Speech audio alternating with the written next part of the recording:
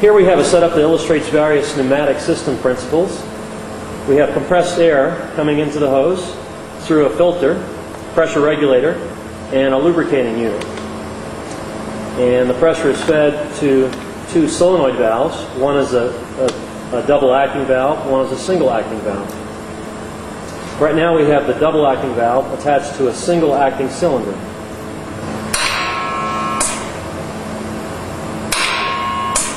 When the cylinder is energized, the pressure forces the piston to the left, and when the valve vents the pressure, a spring returns the piston. Now we have the two-way valve attached to the double-acting cylinder, where pressure or vent is applied to each side of the piston, allowing it to move in either direction. And there's a needle control valve that allows you to control the flow rate of the air, and hence the speed of the piston motion. And you can independently control the speed in either direction with each needle valve. The size of the cylinder dictates how much force is generated on the piston. For the small double-acting cylinder, it's a fairly small force where I can deflect it fairly easily with my hand.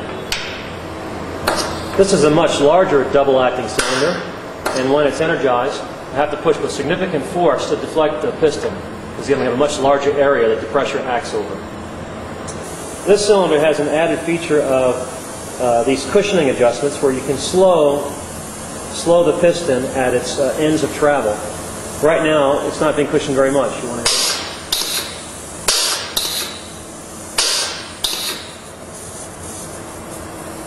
As you turn these adjustments, you can slow down the travel as it reaches its end of stroke.